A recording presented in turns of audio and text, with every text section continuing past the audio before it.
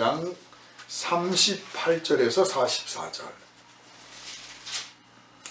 예수께서 가르치실 때에 이르시되 긴 옷을 입고 다니는 것과 시장에서 문안받는 것과 회당의 높은 자리와 잔치의 윗자리를 원하는 서기관들을 삼가라.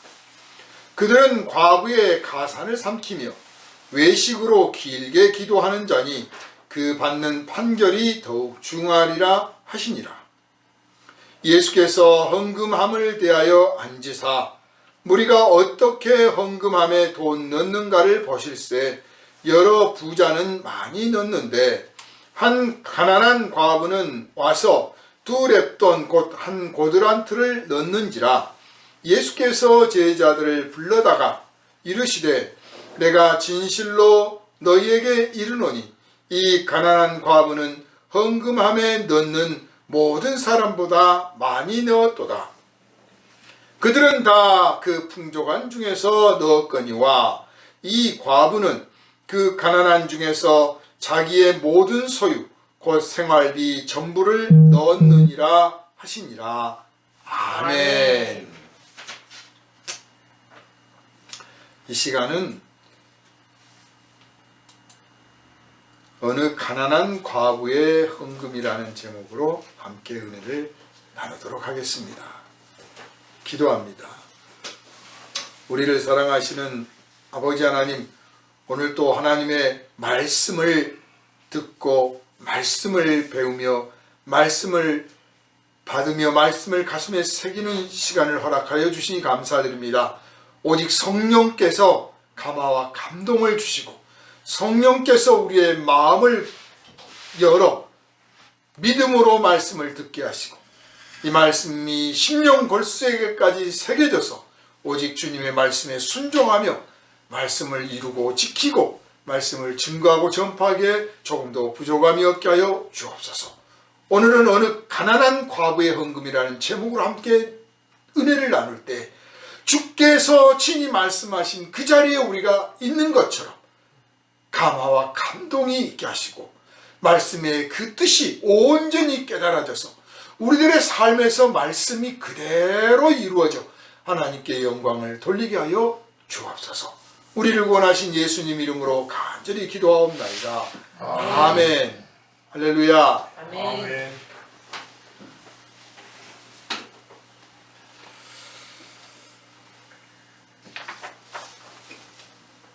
오늘 본문은 1차적으로는 헌금에 대해서 말씀을 하시는 것으로 우리가 깨달아집니다. 그리고 그 헌금에 대해서 말씀을 하시기에 앞서서 또 율법사들, 서기관들 같은 말이에요. 그들에 대해서 그들의 위선에 대해서 지적을 하시는 장면을 봅니다. 우선 첫 번째로 본문에 보면 예수께서 가르치실 때 그랬어요. 가르치실 때란 말은 정식으로 공부하는 시간이에요. 지나가시다가 뭐 과부를 만났거나 지나가시다가 뭐 나병 환자를 만났거나 이렇게 지나가다가 우연한 사건처럼 보이는 것이 아니라 사람들을 불러 모아놓고 정식으로 가르치는 자리를 마련해서 정식으로 가르치시는 거예요. 그리고 아주 진지한 시간이죠. 그리고 확실한 의도를 가지고 있는 거예요. 그런데 보통 우리가 이제 무슨 가르침이나 뭘 하면 무슨 좋은 말을 하거나 인생에 무슨 뭐 비법을 가르쳐 주거나 요새는 뭐 증권 강좌가 아주 유행이죠. 어디 가면 돈벌이가 잘 된다. 뭐 이런 중심이 뭐 사회에서 어떤 트렌드가 있다면 예수께서는 인생을 어떻게 하면 하나님 보시기에 바르게 살 것인가 하는 게 항상 주제입니다. 인간이 하나님 보시기에 바르게 살지 않기 때문에 하나님께서 그 아들을 보내신 거지, 만약 하나님 보시기에 다 합당하게 잘 살고 있다면 예수께서 오실 일도 없고 십자가를 지실 일도 없었을 겁니다. 그래서 사람들이 자기가 보기에는 다 바르지만 사실은 하나님 보시기에 어떠한가가 중요한 거예요.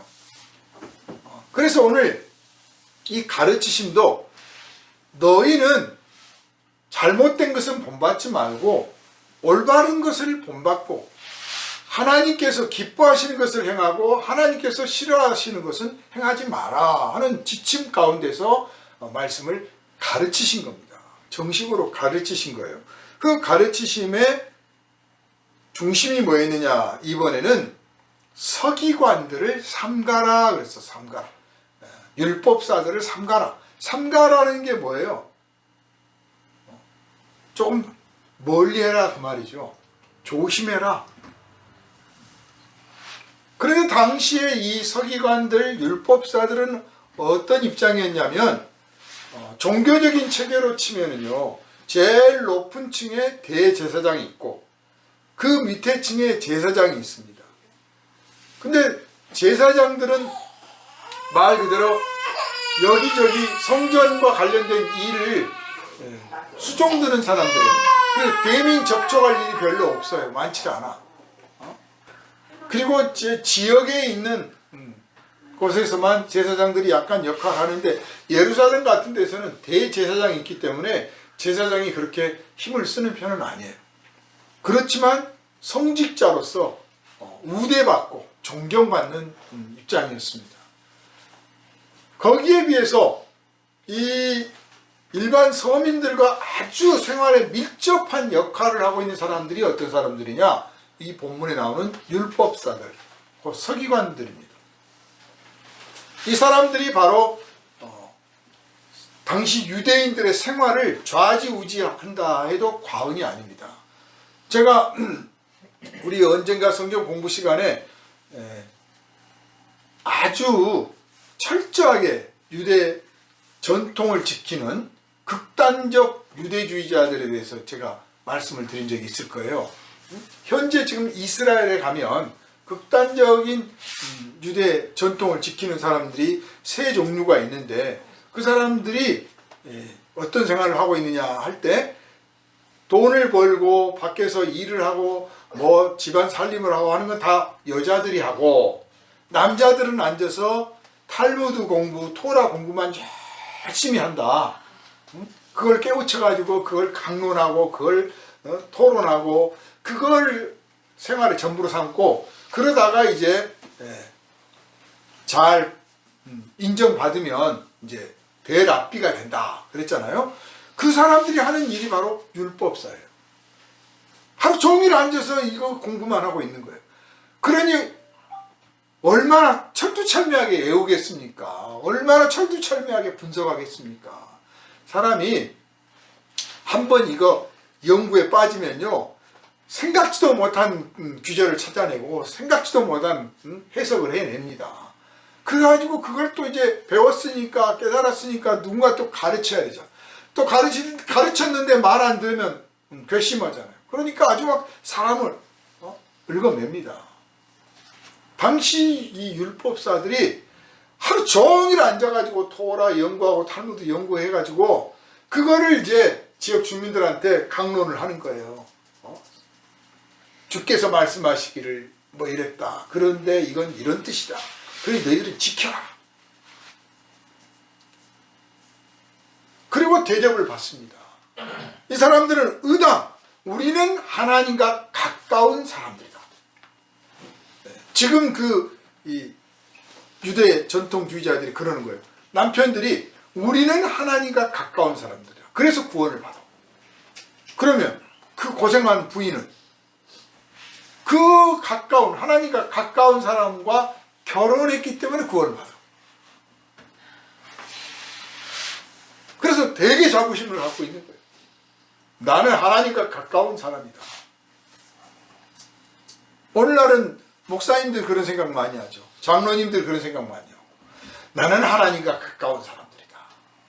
또 뭐 전도사님 중에도 그런 사람들이 있고, 또 혹시 은사가 좀 풍성해서 나는 이런 은사가 있어. 그래서 나는 하나님과 가까워. 뭐 그런 사람들이 있을 수 있죠.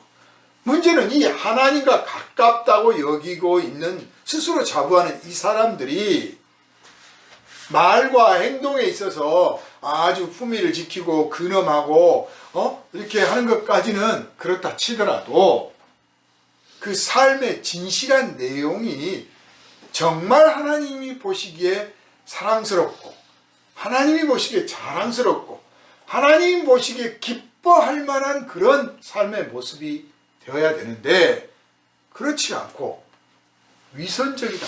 그래서 오늘 본문에 예수께서 지적을 하십니다. 긴 옷을 입고 다니는 것과 시장에서 문안받는 것과, 누구라도 사실 시장에서 사람들이 안녕하세요, 저만 같아도 그럴 것 같아요. 지나가는데 동네 사람들이 다 알아보고 목사님 안녕하세요, 안녕하세요 목사님 뭐 이러면 기분 좋지요. 나를 알아봐 주는구나.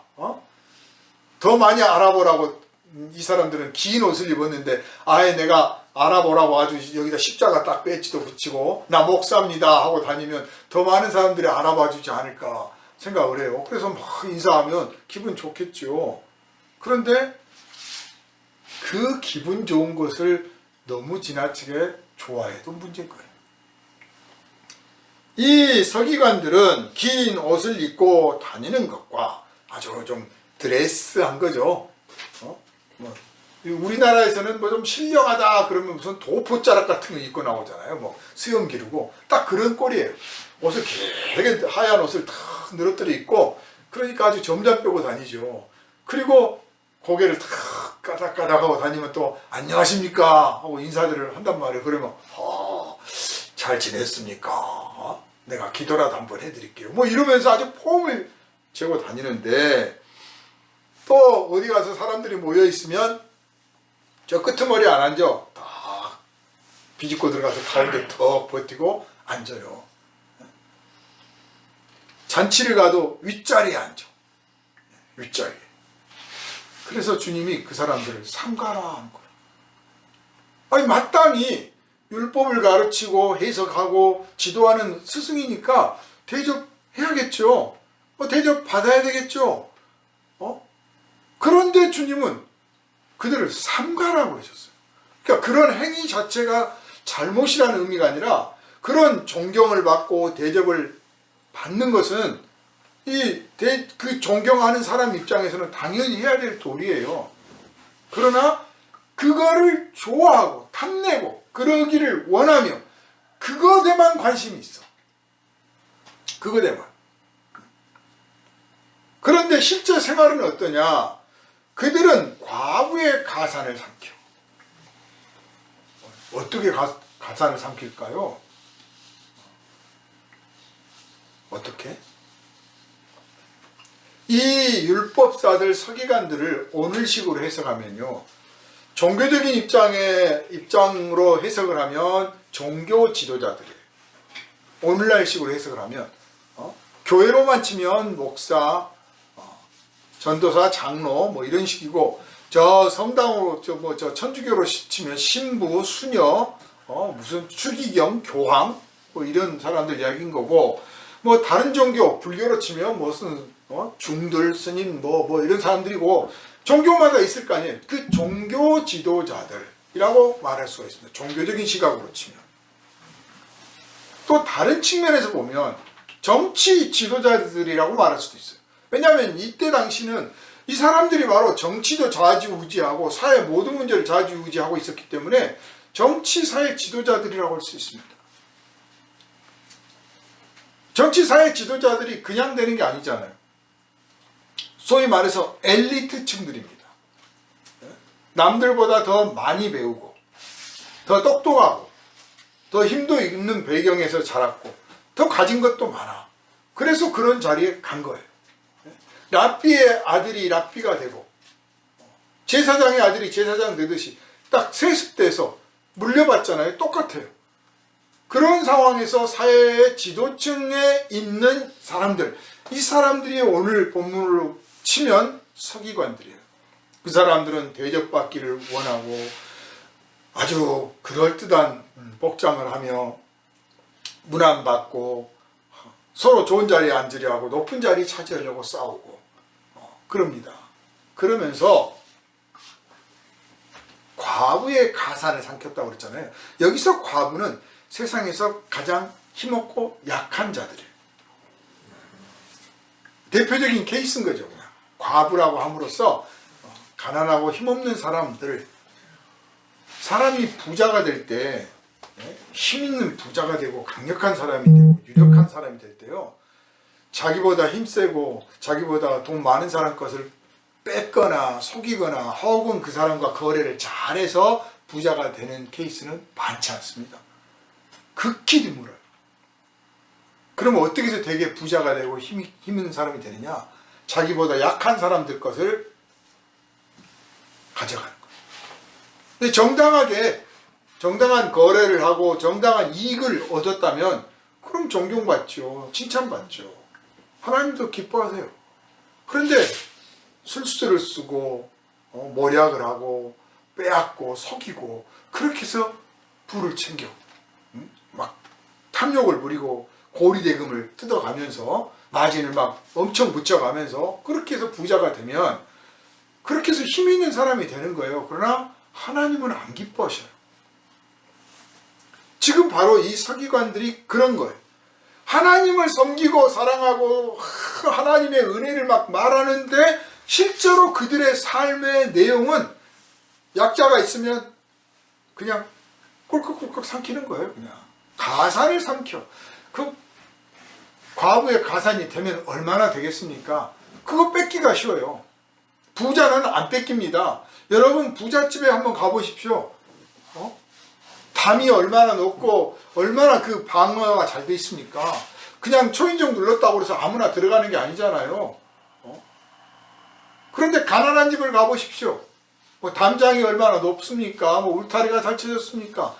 방범 시설이 잘 돼 있습니까? 그리고 뭐 띵동 눌러가지고 누구세요? 아 택배 왔습니다. 문 덜컹 열어줘요. 쉽게 들어가. 근데 부자 동네는 택배 왔습니다. 안 된다니까요. 택배도 접근도 안 돼. 거기 놓고 가세요. 거기 놓고. 경비가 있어. 그러니까 사실 약자 것을 뺏기가 더 쉽죠. 근데 이게 죄책감을 안 느꼈다고 말이에요. 지금 예수께서 지적하신 것은 미안함도 없어. 네가 힘이 없어서 그렇지. 왜냐? 너는 하나님 앞에 은혜를 못 받아서. 나는 은혜를 받았고 나는 하나님과 가까워. 너는 하나님과 멀어. 그러니까 네가 지질이 못 나고 가난한 거야. 아주 시각이 삐뚤어져 있는 거예요. 여러분 인생에서 어려운 일을 겪고 있거나 병들었거나 사고가 났거나 문제가 생겼다고 해서 그 사람이 하나님과 멀고 하나님 앞에 죄가 많아서 그런 게 아닙니다. 반대로 내가 좀 사업이 잘 되고 문제가 잘 풀리고 건강하고 아무 일이 없으니까 내가 하나님과 가깝고 하나님이 나를 엄청 사랑해서 그렇게 됐다고 착각하시면 안 됩니다.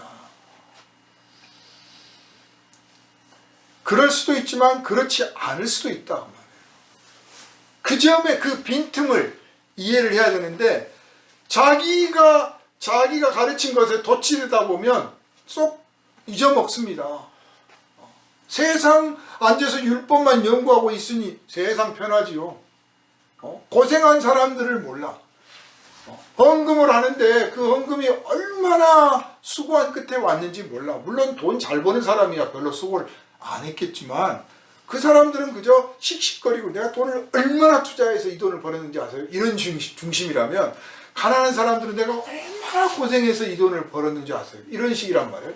그런데 자기가 고생을 안 해봤기 때문에 그 헌금의 소중함도 모르고 그 돈의 소중함도 몰라. 그냥 그걸 뺏으려고. 꼭 문제가 생기면 삼키지 말고 토해내야 되잖아요. 과부의 그 가사는 서로 내가 그것을 가질 수 있는 기회가 왔을지라도 아이 그걸 가지면 되겠습니까? 가난한데 가져가세요. 토해내야 되거든요. 그리고 부자의 것을 가져가려고 해야 되는데 부자하고는 못 싸워. 게임도 안 돼. 자기보다 훨씬 강자니까. 그래 약자 것을 가져가는데 거기다 마진 많이 붙여 이자 많이 붙여 뭔가 막 머리 써가지고 그걸 가져가면서 꿀꺽꿀꺽 삼키는 거예요. 그런데 입으로는 하나님은 사랑이시고 하나님의 은혜를 나눠야 되고 하나님 앞에 진실하고 거룩해야 되고 말은 잘해요. 말은. 그래서 예수님께서 이들을 삼가라 하고 정식으로 가르치셨어요. 우리 그리스도인들이라면 예수님의 제자라면 우리 자신이 이런 서기관들 같은 모습을 보여서도 안 될 뿐만 아니라 이런 사람들을 삼가할 줄 알아야 돼요. 이런 사람들을 본받지 말고, 이런 사람들과 어울려 가지 말고, 이런 사람들 따라다니지 말고 삼가할 줄 알아야 되겠다 하는 것입니다. 주님께서 가르치신 겁니다. 그런데 오늘 이제 어느 가난한 과부가 헌금을 하는 장면이 바로 그 뒤에 이어졌습니다. 예수님께서 헌금함을 물끄러미 지켜보고 계셨어요. 의도적으로 지켜보신 거죠. 지나가다가 헌금하는 걸 우연찮게 본 게 아니라, 그렇게 보신 게 아니라 아예 헌금함 있는 쪽에서 멀찌감치 앉아가지고 딱 지켜보시는 거예요. 지켜보셨는데 와서 헌금들을 하는데, 이 유대 당시의 풍습에는 헌금함이 여러 개 있었대요. 그래서 여기는 11조 헌금, 여기는 무슨 구제 헌금, 이렇게 이제 나눠서 헌금을 따로따로 해요. 그런데 이제 좀 소위 말해서 구제 헌금을 하는 자리예요. 거기에 부자들이 와서 다 돈 있는 대로 내요. 돈 많은 사람이 많이 내는 건 이상한 일이 아닙니다. 그런데 돈 많은 사람이 적게 내는 것은 괘씸한 일이에요. 돈 적은 사람이 적게 벌어서 적게 내는 거 이상한 일이 아니에요. 그런데 적게 번 사람이 많이 내는 거, 이건 이상한 일이고 대단한 일이에요. 하나님은 헌금을 얼마나 많이 냈느냐, 그거 별로 관심 없으세요. 헌금의 질을 보신단 말이에요. 헌금을 하게 된 그 사람들의 삶의 현실과 형편과 그 배경을 보셔. 만약에 헌금 액수로만 하나님이 평가를 하신다, 우리의 신앙을 평가한다, 그러면 우리 같은 사람들은 아마 천국에서 제일 끄트머리 자리에 앉게 될 겁니다. 재벌들은 저 예수님하고 제일 가까운 자리에 앉겠죠. 다행히도 하나님은 그렇게 안 보셔요. 헌금의 액수를 안 봐. 그런데 그럼에도 불구하고 우리들은 인생의 목표를 액수로 목표를 삼아요. 하나님, 제가 돈 많이 벌어서 하나님께 헌금 많이 할게요. 항상 기도가 그래요. 돈 많이 벌어서 많이 할게요. 그러니 돈 많이 벌게 해주세요. 참 순진하지. 많이 벌어서 많이 하고, 당연하죠. 많이 벌어서 많이 해야지. 인생을 고생 별로 안 해보신 분들 있잖아요. 참 부러운 사람들 있어요. 부잣집에 태어나서 건강하게 태어나고 얼굴도 잘생기고 부모님도 참 훌륭하고 아주 따뜻하고 좋은 분들 밑에서 자라가지고 공부도 잘하고, 그래서 인생이 아무튼 문제가 없어. 잘 풀렸어. 사회에서도 성공하고 대접받고, 그 사람이 하나님 감사합니다. 당연히 그럼 감사해야지. 그것도 안 해요. 100,000번도 해야 되는 거예요. 그런데 제가 보기에는 인생 그렇게 잘 풀려가는 사람들이 못 풀린 사람들이 하나님 앞에 감사합니다 하는 것보다 더 횟수가 적어. 횟수도 적고 그 간절함도 적어. 그래서 감사합니다 이러고 있죠. 뜨거운 감사가 아니야. 그런데 가난한 집에 태어나서 구박받고 자라고 배운 것도 없고 몸도 연약하고, 그래서 사회에서 성공도 별로 못하고 출세도 못하고 맨날 힘들게 살고 맨날 하는 일마다 깨지고 엎어지고, 그러다가 돈 한 푼 생기면 쫙 감사합니다 그런단 말이에요. 그 감사가 진짜 감사예요. 하나님이 더 기쁘게 받으시는 감사예요. 그런데 우리는 자꾸 돈 많이 벌게 해주세요, 제가 헌금 많이 할게요 그런다니까요. 그래서 제가 돈 많이 벌어야 되기 때문에 오늘 예배도 못합니다. 제가 돈 많이 벌어야 하기 때문에 나 기도 이번에 못합니다. 돈이 앞서 있어. 돈을 많이 벌어서 많이 헌금하는 게 인생의 목표고, 그게 자랑이고, 그리고 그걸 하나님이 좋아하실 줄 아는 거예요. 근데 하나님은 안 좋아하셔요. 나는 네가 돈 많이 안 벌어도 좋다. 난 그냥 네가 좋다. 그냥 네가 내 옆에 있는 게 좋고, 네가 나를 향해서 기도하는 게 좋고, 네가 나를 향해 찬양하는 게 좋고, 네가 나의 말씀을 배우고 듣고 익히고 그걸 가르치는 게 좋고, 그걸 네가 삶에 실천하려고 노력하는 그 모습이 나는 좋다. 시각이 달라. 이걸 일치시켜가는 게 신앙의 성장이에요. 하나님이 우리를 바라보시고 우리에게 거시는 기대와 내가 하나님 앞에 보여드리기를 원하고 내가 하나님 앞에 보이고자 하는 그것이 일치되어가는 과정이 신앙의 성장인데, 이 서기관들은 전혀 성장이 안 돼. 방향이 달라. 너는 상행선, 나는 하행선. 근데 이 과부가 헌금함을 딱 지켜보고 있는데 어느 과부가 와서 헌금함에 돈을 넣습니다. 어떻게 과부인 줄 알았을까? 어떤 분들은 어떻게 그 헌금 액수도 알며 과부인 줄 알았을까? 예수님은 전지전능하신 하나님이니까 아시지. 뭐 이렇게 해석들을 하세요. 그 말씀도 맞지요. 그런데 과부는 과부의 복장을 합니다. 과부의 복장을 해. 그러니까 과부인 줄 알아. 근데 과부도 과부 나름이지. 잘 나가는 집안의 과부는 옷이 좀 질이 좋아. 근데 가난한 과부는 벌써 딱 때가 저절로 흘러. 못 빨고. 왜냐면 옷이 한 벌밖에 없거든. 자주 빨아입지도 못하고 그거 입고 일하고 그거 입고 뭐 하니까 당연히 누덕누덕하고, 그 돈을 넣는데 2렙돈이라고 그랬어요. 그러니까 지금 식으로 치면 현재 우리나라 돈으로 치면 한 500원? 500원 정도 헌금을 한 거예요. 500원. 좀 뭐 많이 쳐져서 5,000원. 그 정도의 헌금을 하는데 그게 동전이잖아요. 조각이니까 멀리서 이렇게 느는 게 보여요. 성전에 헌금을 할 때는 당시에는 통용되는 화폐가 로마 화폐가 있고 뭐 유대 화폐가 있고 막 화폐가 여러 종류가 있는데, 하나님께 헌금을 하는 거니까 다른 로마 돈이나 뭐 가이사 황제가 그려졌거나 이런 거 뭐 또는 무슨 독수리가 그려졌다든지 뭐 이런 거는 못 바치는 거예요. 오직 유대인들이 쓰는 돈만 바쳐요. 그래서 2렙돈 한 고드란트 이렇게 표현한 거예요. 그것만 바칠 수가 있어, 성전에, 하나님 앞에.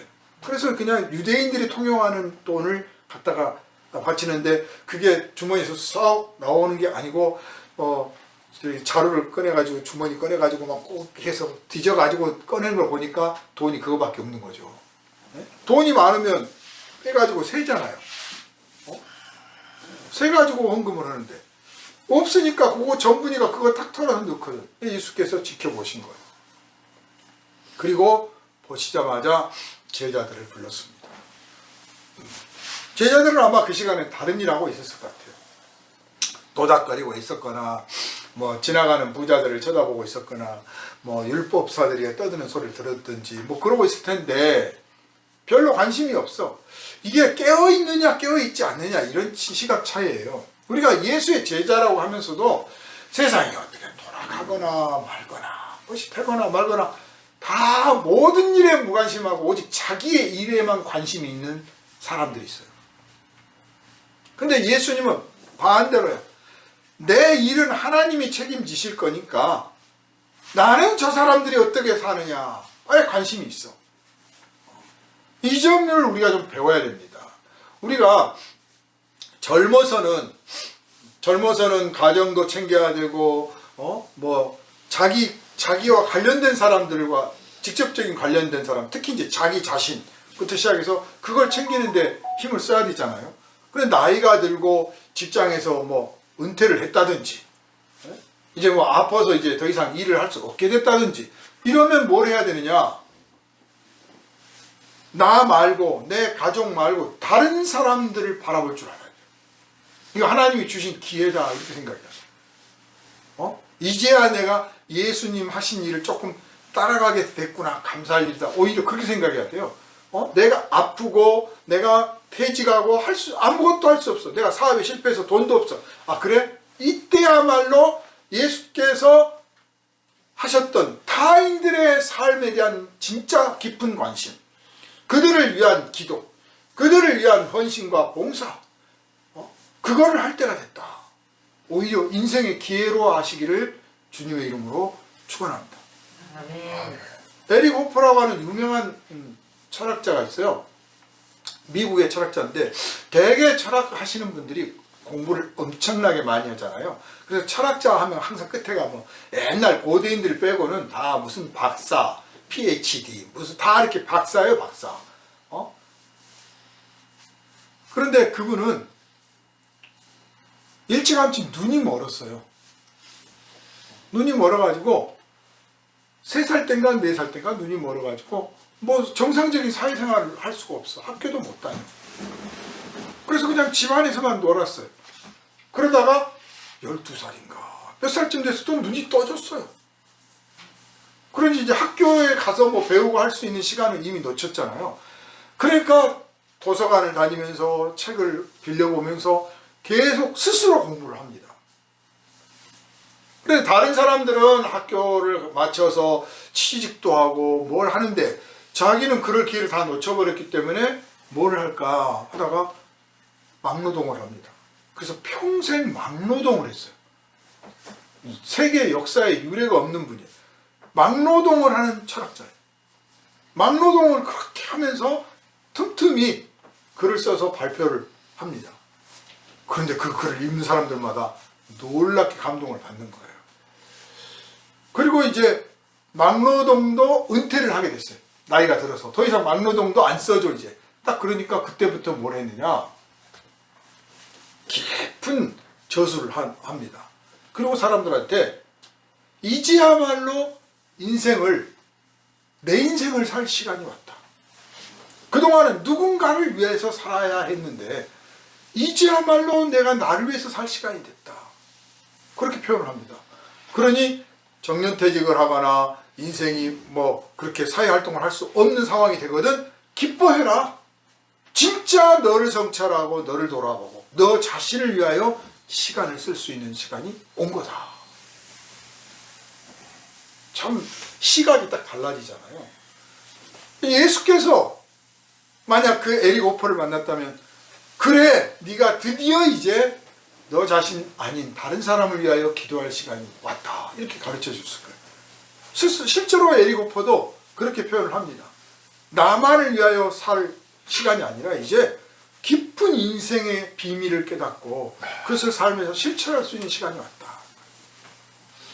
우리들은 정년퇴직하거나 뭐 하면 여행 갈까 생각하고 아프다 뭐 한다 그러면 아이고 이제 난 죽을 날 가까워오는구나, 나는 이제 그냥 이렇게 골골해야지 이렇게만 생각하잖아요. 그게 삶의 기회라고 생각을 안 해요. 그러니까 예수님과 제자들이 같이 있는데 예수님은 시간을 그냥 보내시는 분이 아니에요.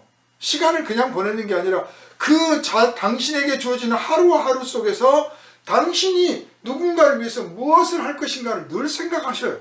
그래서 이번에는 헌금함을 지켜보시면서 헌금을 어떻게 하고 있나 하고 보고 그것에 대한 당신의 판단과 평가뿐만 아니라 교훈을 남기시려고 하죠. 제자들은 그저 다른 사람 지나다니는 거 구경하기 바쁘고요. 그래서 과부가 헌금을 하는 장면을 딱 보신 다음에 이제 제자들을 불러서 이르십니다. 저 과부가 헌금을 제일 많이 했다. 부자들도 헌금을 많이 했지만 그들은 여유 있는 중에 헌금을 많이 했고 저 과부는 가난한 중에 자기 생활비 전부를 넣었다. 아마 생활비 전부를 넣었는지 아닌지를 아시는 그것으로 보아 예수님께서 눈으로 관찰해서가 아니라 정말 삶의 진실을 깊이를 들여다보는 하나님의 아들이시기 때문에 아셨다. 이렇게 말씀을 드릴 수가 있어요. 자, 우리가 이 본문을 읽으면 헌금을 할 때는 헌금의 양보다 헌금의 질이 중요하구나. 얼마나 진실한 정성을 들여서 헌금을 하는 것이 중요하구나. 이렇게 깨달을 수 있습니다. 그런데 1차적으로 그렇게 깨닫는 것은 당연한 일이에요. 당연히 그래야 되는 거예요. 그런데 주님께서는 그것만을 위해서 말씀을 하셨을까요? 그러면 이런 질문을 할 수 있습니다. 생활비 전부를 다 헌금을 했는데 그 다음날 그 여자는 뭘 먹고 살까요? 사실 우리가 생활비 전부를 헌금을 하고 싶어도 그 다음날 뭘 먹고 살아야 될 것을 위에서 남겨놓잖아요. 네?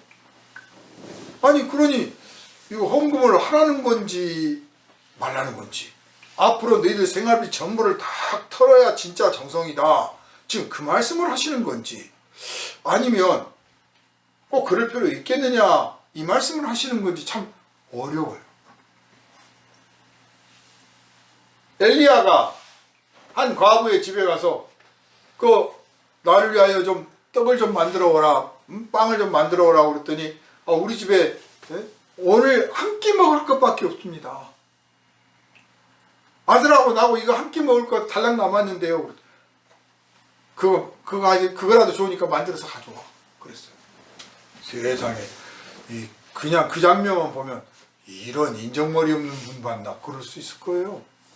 명색이 하나님의 사람이 돼가지고 그렇게 한 끼밖에 못 먹는 그 분량이 남았는데 그거를 내놓으라고 그러니 기가 찰 일이죠. 근데 또 과부가 그걸 또 빵을 만들어서 갖다 바칩니다. 그랬더니 엘리야가 더 먹고 더 축복을 합니다. 그래서 그 집에서 항아리를 열었더니 계속 기름이 나오고 안 떨어지는 거예요. 대책이 있었던 거예요. 대책이. 하나님은 대책이 있으니까 요구하시는 거예요. 여기서는 대책이 있으니까 요구를 해요. 멜기세덱이 아브라함을 만나서 대책이 있으니까 10의 1을 나한테 바쳐라, 그렇게 요구를 한 거 마찬가지. 대책이 있어. 그런데 오늘 본문에는 이 과부가 그 다음에 어떻게 되었다가 없어요. 그죠? 그 가난한 중에 생활비 전부를 바쳤더니, 그랬더니 하나님께서 뭐 어쨌다든지 하다못해 뭐 예수님께서 야 너희가 가진 거 있는 거 좀 갖다 주어라 라든지 뭐 그런 어떤 대책, 실제 생활에 대한 대책 이야기는 일치 안 나오고 그냥 많이 바쳤다, 그것만 말씀을 하셔요. 그래서 제가 이 부분에 고민을 많이 했습니다. 분명히 헌금을 정말 진실한 정성으로, 정성된 마음으로 아끼지 말고 인색하지 말고 하나님께 헌금을 하라고 하시는구나 까지는 딱 받아들였는데, 그러면 그 다음에 이 사람은 생활비를 다 바치고 그 다음날 쩔쩔이 굶어요. 하나님 앞에 헌금을 했는데 그래서 남한테 가서 구걸하고 손 내밀고 다닐까요? 어쩔까요? 하나님 왜 이 말씀을 하셨을까요? 이게 숙제였어요. 그런데 이 앞에 가르치셨던 대목이 있잖아요. 두 부류를 비교하셨어요. 첫 번째는 이 서기관들을 봐라, 그렇게 대접도 받고 존경도 받고 인정도 받고 그랬던 사람들인데 그 약자의, 그 가난한 과부의 가산을 삼키는 사람들이다. 그런데 또 그 과부를 봐라, 그렇게 빼앗기고 수탈당하고 속고 그러면서도 하나님 앞에 나올 때 자기의 생활비 전부를 다 바칠 그런 마음으로 나오지 않느냐. 사람은 종교라는 게 말이에요, 꼭 우리 기독교뿐만 아니라 모든 종교가 엊그제 뉴스를 보니까 뭐 친구가 그 한 시장에서 장사를 같이 하는데 그 친구의 남편이 자살을 했더만요. 자살을, 무슨 사연인지 모르지만 그 자살을, 남편이 자살을 해서 얼마나 마음이 아프겠습니까? 근데 그 친구한테 찾아가가지고 네 남편이 구천을 떠도는데 구슬해야 돼. 그 말을 들으니까 진짜 그래야겠다 싶어서 그래 내가 그렇게 할게. 그래서 처음에는 약소한 금액을 몇십만 원을 냈어요. 근데 또 두어 달 있다가 그 신령이 또 못 들어갔네, 이번엔 좀 더 세게 해야 될 것 같아. 그렇게 해서 갔다가 구슬원에 무엇을원에 바쳤는데 10년 동안에 34억을 바쳤어요. 집도 팔고, 내 남편이 지옥을 떠들고 있다는데 9천을 떠든다는데 내가 집 구석 갖고 있으면 뭐하냐, 집도 팔고 뭣도 팔고 팔아서 구슬한다 바치는 거 막 1억도 내고 2억도, 그래서 34억을 친구 거를 등쳐 먹었다니까요. 그러다가 사기죄로 고발돼서 결국은 이제 감옥을 가게 됐습니다. 그 돈 찾지도 못해요. 다 지가 다 써버렸어. 허위허식하고 뭐 자기 집장만 하고 다 했어. 돈 남은 게 뭐 3천만 원 남았다, 2천만 원 남았다, 34억이나 받았다. 또 몇 년 전에는 어떤 회사의 격리 직원이 또 무당이 구술을 해야 너는 운이 트인다 그래가지고 그 말 믿고 갔다가 자기 돈 갖다가 바쳤는데 그것도 모자라니까 이제 회사 돈 빼다가 바쳤는데 120억인가? 그래가지고 또 걸렸어요. 귀신이라는 거는요 끝도 없어요. 오죽하면 악이 그러잖아요. 굶어 죽었냐 그러잖아. 귀신한테 한번 딱 찍히면 끝도 없이 맞춰야 된다니까. 하나님은 안 그러셔요. 하나님은 우리의 재물이나 우리가 뭐 바치는 거 여기 관심도 없어요. 우리한테 돈이 필요하지 하나님께 돈이 필요합니까? 그러니까 하나님께 영광 돌리기 위해서 헌금하십시오. 하나님 일을 위해서 돈이 필요합니다. 그냥 좀 접고 드려야 돼요. 사람이 일을 해야 하는데 돈이 필요합니다. 이렇게 드려야 되는 거예요. 사람이 필요해, 사람이. 그래서 내가 헌금하면 이걸 하나님이 쓰시는 게 아니라 하나님의 영광을 위하여, 하나님의 나라를 위하여 사람이 쓰게 된다. 이렇게 생각하는 게 맞잖아요. 그 헌금을 받아들인 쪽에서도 이거 사람이 쓰는 겁니다. 하나님께 영광을 돌리기 위해서, 하나님의 뜻을 이루기 위해서 사람이 씁니다. 이게 정당하죠. 그런데 마치 하나님이 필요한 것처럼, 하나님이 쓰시는 것처럼, 이거는 사이비 종교들이라 그러는 거예요. 사이비 종교들. 하나님이 무슨 돈이 필요합니까?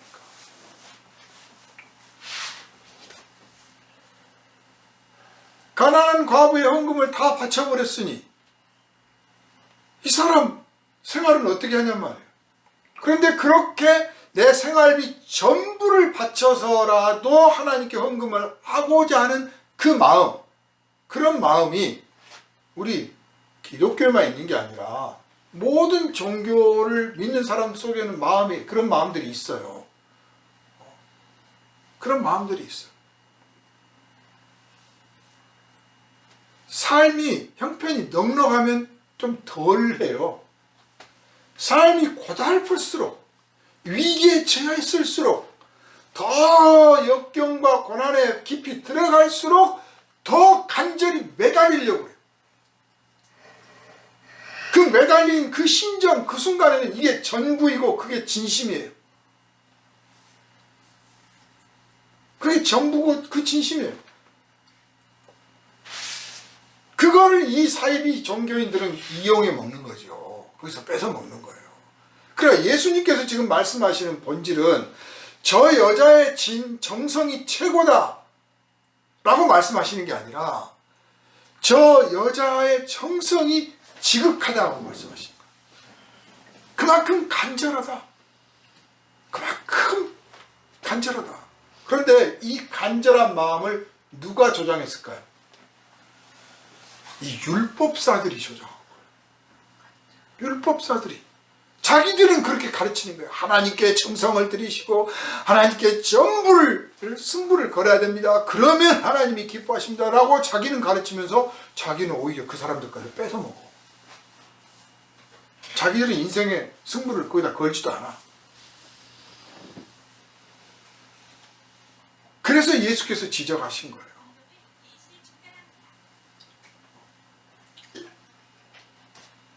그 사실만을 지금 말씀하셔요. 그 과부가 자기 생활비 전부를 바쳤다. 얼마나 간절하고 얼마나 힘들었으면 그랬겠냐. 그 다음 말씀을 안 하셨어요. 이 과부를 책임져라든지 이 과부를 어떻게 도와라든지 이 과부의 정성이 얼마나 갸륵하냐 너희도 본받아라든지 이런 말씀 잃지 않으시고 생활비 전부를 넣었다. 딱 그 말씀 하셨어요. 이 말씀으로써 당시의 종교 상황이 어떠한 상황인가를 첫 번째 지적을 하십니다. 아름다운 상황, 하나님이 기뻐하시는 상황은요, 위에서 아래까지 높고 낮음 없이 가난한 자나 부한 자가 서로 사랑하고 아끼고 존중하고 그 모습이 자연스럽게 순환되고 있는 사회가 하나님이 바라시는 사회예요. 그런데 순환이 안 돼. 부는 부유한 대로 계속 증가하고 있고 가난한 사람은 계속 가난해져 가고 있다.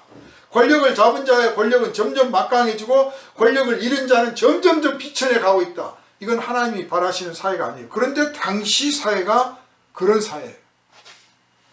따로따로 놀아. 상관없어. 그래서 대상일 뿐이에요. 네? 대상이야. 이들이 하나님의 자녀고 이들이 하나님의 백성이며 이들이 헌금을 해서 내가 그 가난한 과부들의 헌금 혹은 부자들도 있지만 그들이 헌금한 걸로 내가 생활을 하고 있다.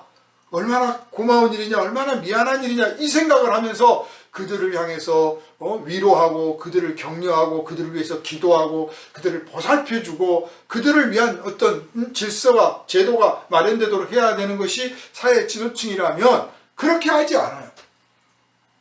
자기들의 권력의 기반을 인정해주고 있는 로마, 자기들의 직분을 유지해주고 자기들한테 이 일을 하도록 허락해주고 있는 로마를 위해서 일하고 백성은 그냥 헌금 바치나 안 바치느냐 그것만 보는 거예요. 그래서 매정한 거죠. 그들의 삶의 형편, 그들의 삶의 질을 보지를 않아요. 그냥 헌금을 하느냐 안 하느냐, 11조를 제대로 바쳤느냐 못 바쳤느냐. 만약에 우리 이웃 중에 우리 성도 중에 누가 11조를 명색이 11조라고 했는데 내가 보기에 11조 30만 원 해야 될 것 같은데 10만 원 했어요. 그러면 그거 보고 또 시험 들어요. 20만 원 띄어먹었나? 하나님 저 사람은 신앙이 별거 아니군요. 혹시 우리 그렇게 생각하면 안 됩니다. 헌금을 하는데 딱 보니까 저 사람은 주머니에 쏙 꺼내가지고 꼬깃꼬깃 대서 손도 못 펴 이렇게 넣거든. 그래 나는 봉투에다 탁 넣어서 탁 넣어. 내가 너보다는 낫다. 이런 생각하면 안 돼요. 헌금 액수를 보지 말고 저 사람이 저렇게밖에 할 수 없는 삶의 형편이 아닌가. 저 사람이 지금 어려운 건 아닌가. 그걸 들여다보는 눈이 열려야 되는 거예요. 그러니까 예수께서 제자들한테 저 과부를 봐라. 너희들은 못 봤지만 나는 봤는데 저 사람이 자기 생활비 전부를 넣은 걸 나는 봤다. 이 사람의 정성이 최고다. 지금 그 말씀보다는 이 상황을 봐라. 얼마나 슬픈 상황이냐. 얼마나 안타까운 상황이냐. 가난한 사람은 가난하니까 하나님한테 매달리는데 부유한 사람들은 매달릴 게 별로 없어. 그냥 감사합니다. 그럼 당연히 감사해야지. 그렇게 사업도 잘 되는데 감사를 조금 해가지고 되겠어요? 많이 벌었으니까 많이 바치는 게 지극히 당연한 건데 그거를 대접하고 인정하고 칭찬하는 거는 어리석은 거예요. 오히려 그냥 당연한 거예요. 당연한 거. 그 가난한 과부의 헌금하는 모습을 보시면서 이 시대를 봐라. 이 시대적 상황을 봐라. 그래서 제자들아, 너희는 앞으로 성도들을 대할 때 그들의 헌금 액수나 그들의 헌금의 양이나 이런 걸 보지 말고 그들의 삶의 형편과 처지가 어떠한가를 봐라. 초대교회에서 사도행전에 나온 기록이죠. 그 두 부부가 다른 사람들이 막 부자들이 은혜를 받아서 고마우니까 하나님의 은혜를 받고 내가 이렇게 하나님 은혜로 부자가 됐는데 여태 나눈다고 나눴지만 모자라구나. 우리 교회에 성도들 가난한 성도들 있고 어려운 형편이 있는데 저 사람들이 돈이 어디 있겠냐. 당장 뭐라도 먹어야 되고 입어야 되고 약이라도 사야 되는데 돈이 어디 있겠냐. 내가 도와드려야지. 그래서 자기의 밭도 팔고 뭘 팔아가지고 막 내놔. 현찰을 막 갖고 있는 건 아니니까 팔아서 내놔. 사도들 앞에. 그러면 그걸 가지고 옷도 필요한 사람 옷 입으라고 그러고 먹을 게 필요한 사람 식량 사게 하고 이렇게 막 나눠지니까 한 부부가 우리도 바치겠습니다. 그래가지고 밭을 다 팔았어. 우리도 바쳐야지. 우리도 바쳐야지. 밭을 팔아가지고 돌을 딱 만들었는데 막상 바치려고 보니까 너무 많어. 이거 다 바치고 나면 그 다음 우리는 뭐 먹고 사냐 생각이 갑자기 들어요. 그래서 돈을 좀 띄워놓고 바쳐요. 그래서 베드로가 묻습니다. 아니 왜 하나님이 무슨 뭐 헌금을 제대로 했나 따지시는 분인가? 그런 뜻이 아니잖아요. 하나님의 성령이 딱 알게 하셨는데 뭔가 다른 의도가 있는 거예요. 그래서 베드로 자신도 놀라운 거죠. 헌금 다 바친 거 맞아요? 네, 다 맞췄어요. 아, 진짜 맞아? 아, 진짜라니까요. 왜 돈을 띄워먹고, 돈을 띄워놓고 거짓말을 하느냐? 누가 당신한테 강요한 것도 아니고, 요구한 것도 아니고, 네가 스스로 다 바치겠다고 네가 말해놓고 네가 왜 속이냐? 이게 핵심이에요. 헌금을 띄워먹었다가 아니라 누가 강요한 적도 없고 요구한 적도 없는데 네가 하나님 앞에 한다고 해놓고 네가 하나님을 왜 속이냐야. 우리의 신앙생활이 꼭 그런 꼴이 많아요. 누가 요구도 안 했는데 주님 저는 뭐 하겠습니다. 예? 예전에요 어떤 성도가 저한테 목사님 저는요 은혜를 이번에 딱 받고 보니까 평생 내가 새벽기도 안 빠지기로 했어요. 나는 그런 약속 못합니다. 나보다 신앙이 좋네 그래서. 제가 볼 때는 금방 떠는 거예요. 그랬으면 좋겠습니다는 좋아. 예? 평생 새벽기도 안 빠졌으면 좋겠습니다와 안 빠지겠습니다. 나 하나님께 약속했어요. 너는 망했다 그래서. 금방 떠는 거예요. 하나님이라는 분이 어떤 분인지도 모르고 지금 하는 거예요. 그렇게 자기가 막 말해놓고 이번엔 빠집니다. 죄송해요 하고 그럴 수 있는 대상이 아니에요. 하나님은 전능하신 분이에요. 거룩하신 분. 이따가 자기 딸을 제물로 바치잖아요. 하나님이 이번 전쟁에 나가서 이기고 돌아오면 백성들이 맞이할 때 제일 앞에서 나온 사람을 잡아서 제물로 바치겠습니다. 말도 안 되는 약속을 했어. 그런 약속을 하나님 요구하신 적도 없고 명령하신 적도 없어요. 하나님이 기뻐하시지도 않았어. 그런데 자기가 입으로 약속을 해 자기가. 그랬는데 전쟁에서 이기고 돌아오는데 자기 딸이 제일 앞에서 나와서 환영을 합니다. 그래서 내 사랑하는 딸이지만 어떻겠냐. 하나님께 약속대로 바쳐야지. 그래서 이 딸이 아버지가 세상에 터무니없는 약속을 한 바람에 젊어서 죽게 됐잖아요. 그래서 나 좀 돌아다니면서 여행도 좀 하고 친구 좀 만나겠다고 다 친구들 만나고 돌아와서 제물로 죽습니다. 그때 그 아버지 마음이 얼마나 아팠겠어요. 그죠? 거기서 그 본문을 기록한 것은 하나님 앞에 약속한 것은 죽었다 깨어나도 지켜야 된다. 그 가혹한 그거를 말씀하려고 한 게 아니라 자기 사랑하는 자식을 제물로 바치는 아버지의 심정이 어떻겠냐. 아들을 십자가에 못 박은 아버지 하나님의 마음이 어떻겠느냐. 그 아들을 제물로 바쳐서 온 백성을 살리신 그 아버지의 마음이 어떻겠느냐. 그거를 가르치려고 하신 거예요. 어쨌든 요구한 적도 없고 명령한 적도 없어. 그런데 그 부부는 하나님 앞에 제물을 숨기고 바쳤단 말이에요. 그래서 성령을 속이면 안 되는 거예요. 베드로 사도가 그렇게 말씀을 할 수 있었던 것은 오늘 예수께서 가르치신 것이 있기 때문에 그래요. 베드로 사도는 헌금의 양이나 헌금의 뭐를 요구하고 있는 게 아닙니다. 헌금하라고 명령한 적도 없고 헌금했으면 좋겠다고 기댄 적도 없어요. 왜냐? 예수께서 가르치시기를 저 과부를 바라라. 저 가난한 과부는 생활비 전부를 바쳤다. 저들의 삶에 이 찌들고 험한 인생 속에서 하나님 앞에 매달리고 있는 저 가련한 모습을 봐라. 그래서 너희는 저들을 위하여 기도하고 저들을 보살펴주고 저들을 무시하지 말고 헌금의 액수를 보지 말고 그들이 왜 그렇게 하나님 앞에 매달리고 있는지 그 간절한 그럴 수밖에 없는 현실을 생각하고 그들을 위해서 기도하고 봉사해라.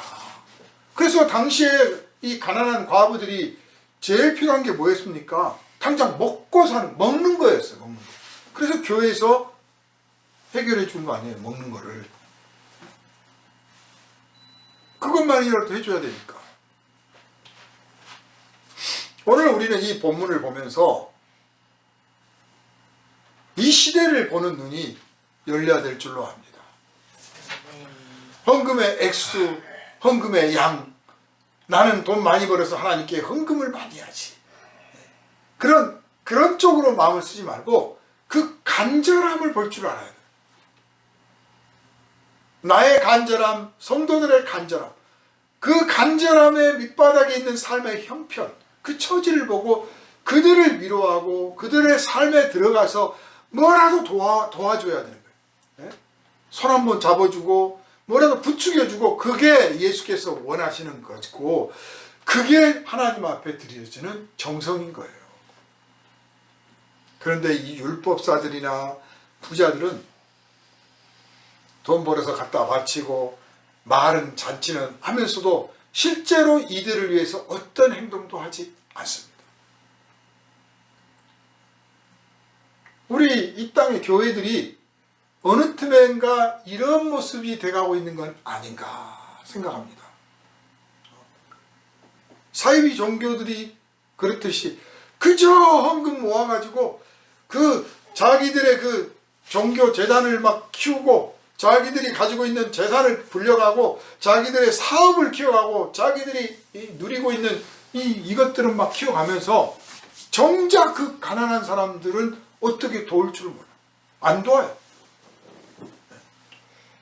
뭐 다른 종교를 비방하려고 하는 게 아니라 어떤 무슨 진리회라고 하는 종교에서 한 달에 30만 원씩 갖다가 바쳐요. 뭐 조상을 위해서 바치고 뭐라고 바치고 바치는데, 돈이라는 게 한정돼 있잖아요. 그러니까 그 돈을 바치기 위해서 결국은 빚을 내. 근데 그 빚을 누구한테 또 돈을 갖다 쓰느냐? 그 종교 재단에서 일하는 사람한테 갖다 써. 고리로. 그러니까 100만 원을 헌금하기 위해서 100만 원을 여기다 비치는데, 그 100만 원을 빌려준 사람이 이 100만 원을 받는 사람이야. 논리적으로 치면. 거기다 또 이자까지 있어. 그러니까 평생 빚지고 살게 만드는 거죠. 너는 계속 빚이다. 그리고 계속 갖다가 벌어서 갖다 바치고 또 빚지고 갖다가 이거 평생 하고 있어요. 그런데 거기서 못 벗어나. 내가 정성이 모자라서 이번에 일이 안 풀리나 보다, 이런 생각밖에 안 하는 거죠. 여기서 벗어나지 못한단 말이에요. 예수께서 지금 이 제자들 앞에서 보이려고 하신, 가르치시려고 하신 귀한 핵심이 이겁니다. 세상의 헛된 종교로 만들지 마라. 내 가르침은, 예수님의 가르침은, 예수님의 십자가와 예수님의 사랑은 세상 방식의 그런 종교가 아니다. 그들의 삶의 그 밑바닥을 들여다보고 이해하고 동정하며 그들을 격려하고 위로하고 돕는 실제적인 것, 그게 바로 내가 원하는 것이다. 이 교훈을 하시기 위해서 이 말씀을 주신 것을 우리가 깨닫습니다. 사랑하는 여러분, 이 땅에 종교적인 모습으로만 우리 기독교가 남아 있어서는 안 되겠습니다. 세상의 종교를 따라가서도 안 되겠습니다. 예수께서 십자가를 몸으로 지셨던 그 사랑을 본받고 우리의 몸으로 우리의 형제와 이웃들을 섬기고 사랑하고 우리의 가진 것을 들여서 그것으로 나눌 줄 아는 그런 진짜 예수께서 원하시는 헌금을 하는 그런 성도들 되시기를 주님의 이름으로 축원합니다. 아멘. 그러고 하신 주님, 예수님 오셨을 때 당시 유대교는 모양만 남아있는, 형식만 있는 종교에 불과했습니다. 그들은 삶의 진실을, 그 깊은 이면을 들여다볼 눈이 없었습니다. 이제 예수께서는 제자들에게 이것을 보게 하십니다. 그리고 오늘 우리가 성령 안에서 이 세상 속에 있는 삶의 진실한 모습들을 볼 수 있기를 원합니다. 가난한 사람들의 형편과 처지를 보고 또 부유한 사람들의 삶의 모습을 보면서 우리가 추구해야 될 것이 뭔지를 진짜 알게 하여 주옵소서. 예수께서 십자가를 지신 그 사랑을 우리가 어떤 방식으로 실천에 옮기며 우리들의 헌금이 어떻게 드려지며 어떻게 사용되어야 되는지를 깨닫게 하여 주옵소서. 우리를 구원하신 예수님 이름으로 간절히 기도하옵나이다. 아멘.